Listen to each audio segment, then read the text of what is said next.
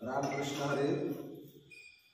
आता वारकरी संप्रदायामध्ये सांप्रदायिक पद्धतीने आपण भजन शिकत असताना आपल्याला जी काही टाळाची रचना आपल्याला 16 मात्रामध्ये सांगितली आहे की आपण 16 मात्राचे टाळ वाजवत असताना कशा पद्धतीने टाळ वाजले पाहिजे हे प्रत्येकाच्या लक्षात येणं गरजेचं आहे.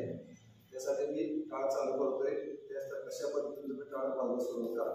बघा, 1 2 3 4 5 6 7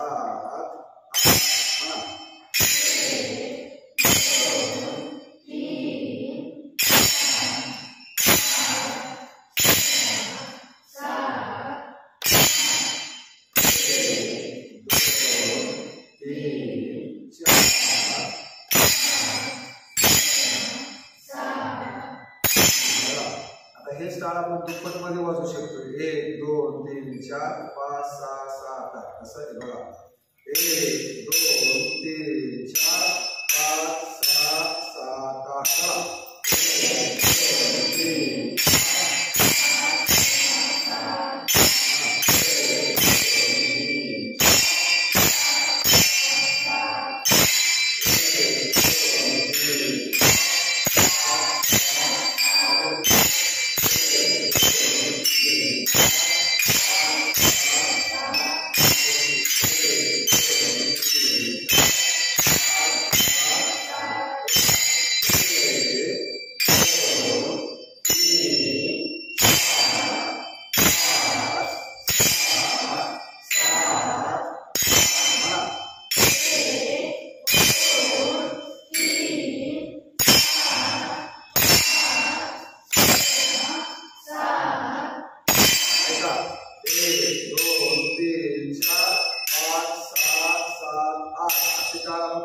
कसे याला काय म्हणायचं?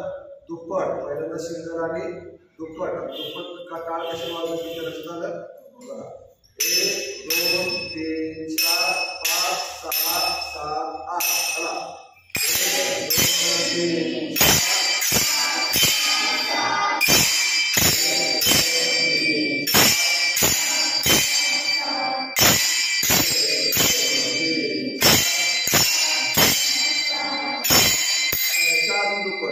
कसं 1 2 3 4 5 6 7 8 9 10 11 12 13 14 15 16 म्हणजे 1 2 3 4 5 6 7 8 1 2 3 4 5 6 7 8 असं आहे. बघा, 1 2 3 4 5 6 7 8 1 2 3 4 5 6 7 8 चला.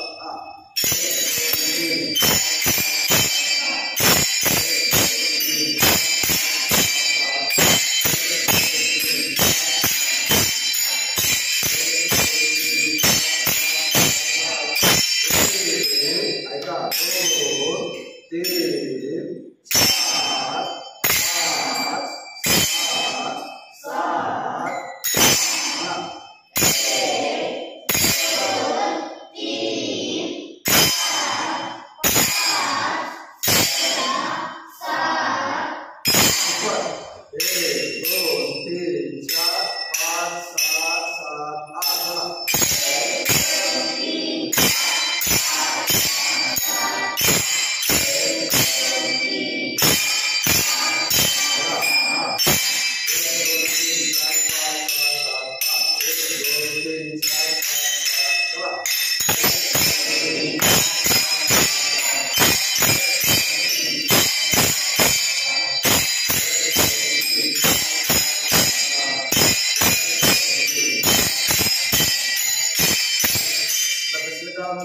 16 मात्रांचा टाळ.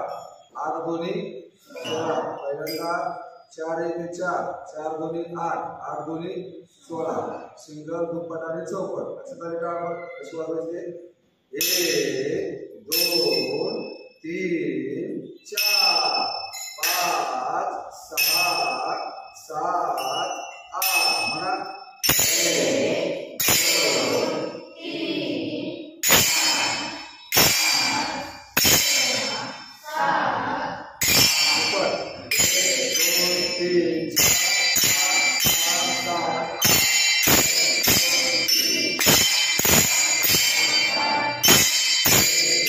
3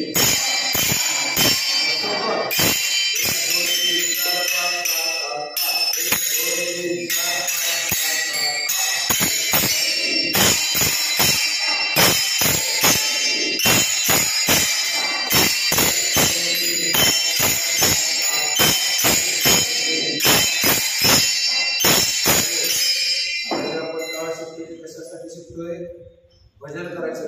भजनात जर आपल्याला टाळ वाजवता जर नाही आला तर आपण केलेलं भजन सुद्धा लोकांना आवडू शकत नसतं. बरोबर आहे ना?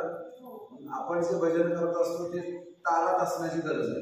ताल कळतं का तुम्हाला? शिंग, दुप्पट आणि चौपट.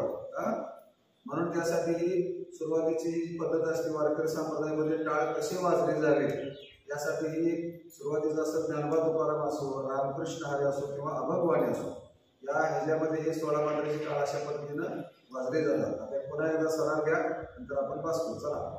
1 2 3 4 5 6 7 दुप्पट. 1 2 3